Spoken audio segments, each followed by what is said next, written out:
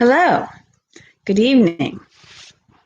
Tonight I'm going to read you Hiawatha. It's a story, a poem in a story about an Indian boy. And the pictures in this book are extraordinary.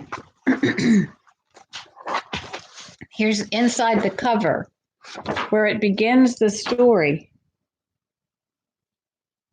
Before the words of the story begin. It shows a woman falling from the sky.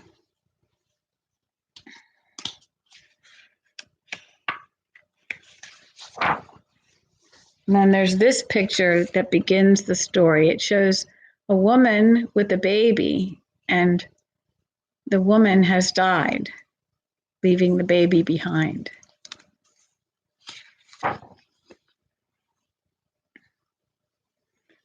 The pictures are so pretty. I really want you to see them.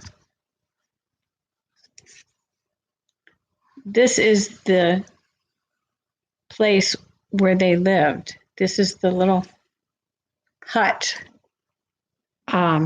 which was called a wigwam, where they lived. And there's the little baby with the ghost of the mother up here in the sky. And this is the grandmother, who's called Old Nokomis. And I believe this is the father of Hiawatha. So I'll begin to read. It's a wonderful, beautiful story. I hope you like it. By the shores of Gitche Gumee, by the shining big sea water, stood the wigwam of Nokomis, daughter of the moon, Nokomis. Dark behind it rose the forest, rose the black and gloomy pine trees, rose the firs with cones upon them. Bright before it beat the water, beat the clear and sunny water, beat the shining big sea water. There the wrinkled old Nokomis nursed the little Hiawatha, rocked him in his linden cradle, bedded soft in moss and rushes, safely bound with reindeer sinews, stilled his fretful wail by saying, "Hush, the naked bear will hear thee," lulled him into slumber singing, "Ewaye, my little owlet, who is this that lights the wigwam? With his great eyes lights the wigwam. Ewaye, my little owlet." Many things Nokomis taught him. Of the stars that shine in heaven, showed him Ishkudah the comet, Ishkudah with fiery tresses.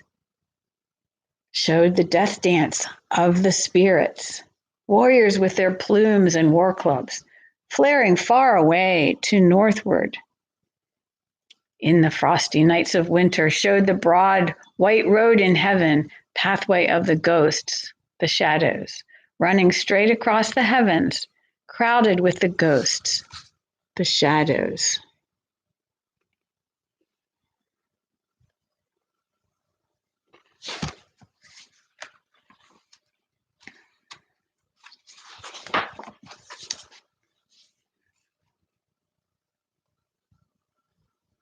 At the door on summer evenings sat the little Hiawatha, heard the whispering of the pine trees, heard the lapping of the waters, sounds of music, words of wonder. "Minnewawa," said the pine trees. "Mudway Ashka," said the water.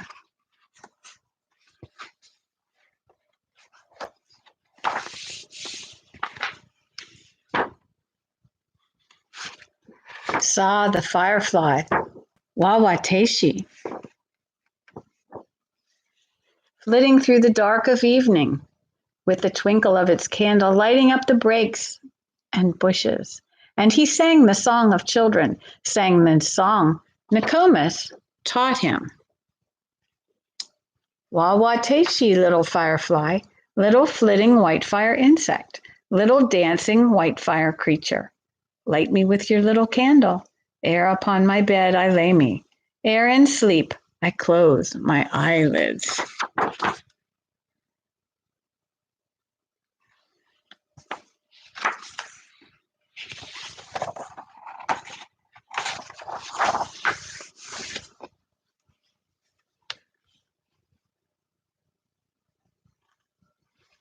Saw the moon rise from the water, rippling rounding from the water, saw the flecks and shadows on it, whispered, "What is that, Nokomis?"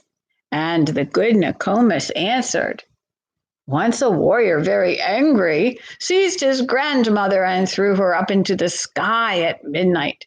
Right against the moon he threw her. 'Tis her body that you see there."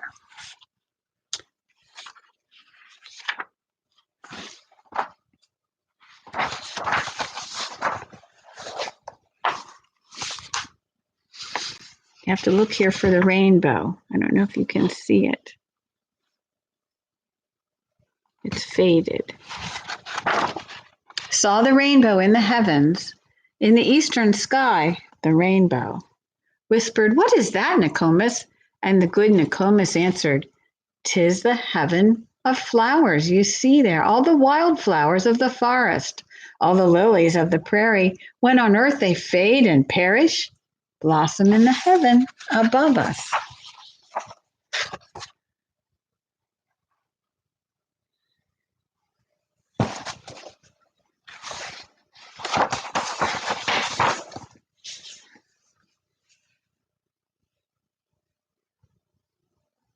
When he heard the owls at midnight hooting, laughing in the forest, "What is that?" he cried in terror.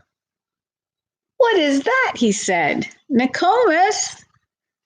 And the good Nokomis answered, "That is but the owl and owlet, talking in their native language, talking, scolding at each other."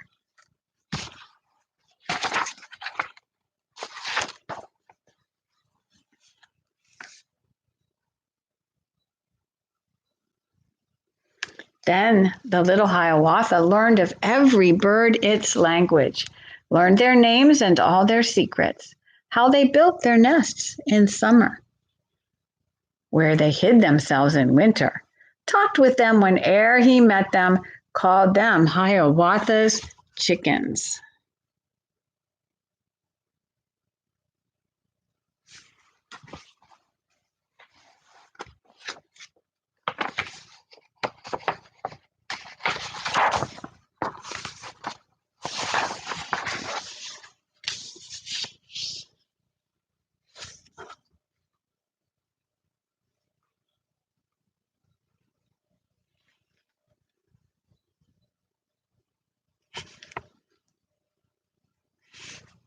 Of all the beasts he learned the language, learned their names and all their secrets, how the beavers built their lodges, where the squirrels hid their acorns, how the reindeers ran it so swiftly, why the rabbit was so timid.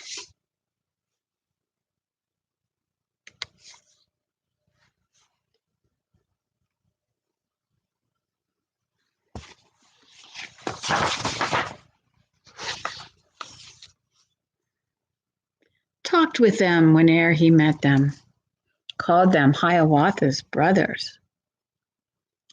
Ye who love a nation's legends, love the ballads of a people, that the voices from afar off call to us to pause and listen, speak in tones so plain and childlike, scarcely can the ear distinguish whether they are sung or spoken. Listen to this Indian legend, to this song of Hiawatha.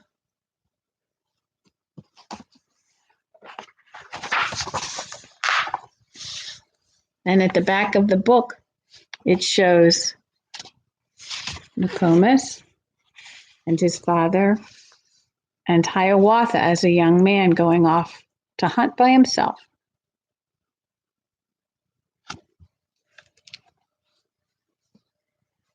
I hope you enjoyed Hiawatha. It's good to be able to read to you, even if I can't have you sitting on my lap. I love you all so very much. Bye now.